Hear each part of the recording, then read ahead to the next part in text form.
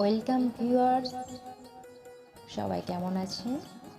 নিজ খায়রা টেলি ব্লগের আরও একটি ভিডিওতে তোমাদের স্বাগত।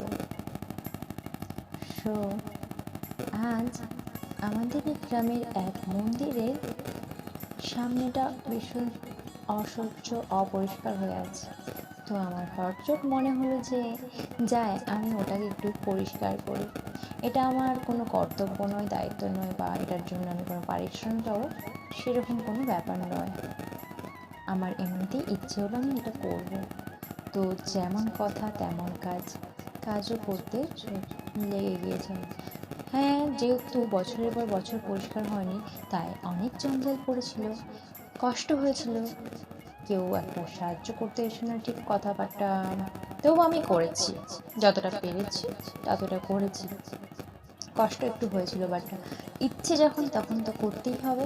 ইচ্ছে যেটা হয় সেটা করো, ইচ্ছেটাকে আটকে রেখে নিজেকে কষ্ট দেওয়াটা কিন্তু ভুল। তাই যেটা ইচ্ছে হবে সেটা করে যাও।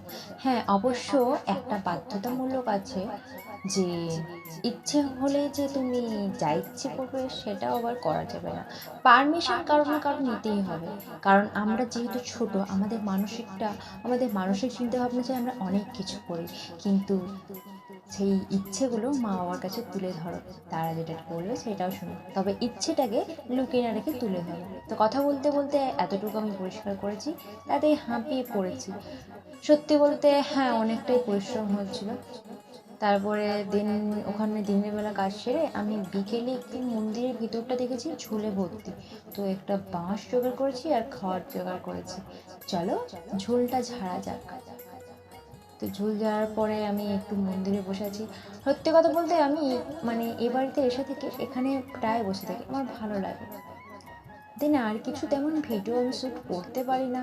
যে ফুল একজনের আনার কথা ছিল, বাট সে আনতে পারেনি। আমার বান্ধবী আর আমি মিলে এতটুকু সাজিয়েছি। তো একটা দিদি এসেছিল, তারা রাউরকেল্লাতে থাকে। মায়ের থানে পুজো দিতে এসেছিলো। মায়ের গানের সময় আসতে পারেনি, বাট ওই দিনকেই মায়ের থানে পুজো দিয়ে তারপর শিব মন্দিরে পুজো দিই। তো আমিও গিয়েছিলাম, সেখানে ভিডিও করেছিলাম। তারপরে আমার ভাইয়ের অবস্থা দেখো, প্রণাম করছে কীভাবে। সত্যি ও হাসি খুশি থাকলে সব ভালো লাগে। তো এটাই আমাদের শিব মন্দির। অবস্থা বিশাল খারাপ।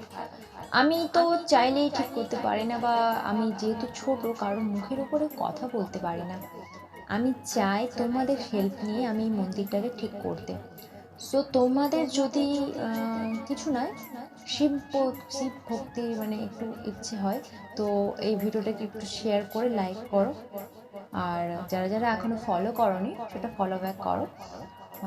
তো তোমরা তো জানোই সোশ্যাল মিডিয়া থেকে ওইসব করলে ইনকাম হয়। আমি সেই ইনকাম থেকে সবার সামনে বলতে চাই যে আমি মন্দিরের জন্য কিছু করতে চাই, বাট আমি কিছু করতে চাইলেও যে আমাকে কেউ করতে দেবে বা আমার কিছু করার ক্ষমতা নেই। আমার বাবার অতটাও অবস্থা ভালো নয়। তো মন্দিরের পুজো চলছে এখানে আস্তে আস্তে, আমিও দেখছি অ্যান্ড ভিডিও করছি।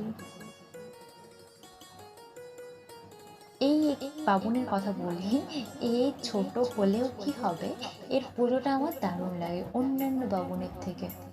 দেখো কত ধীর, কত সরল, কত শান্ত।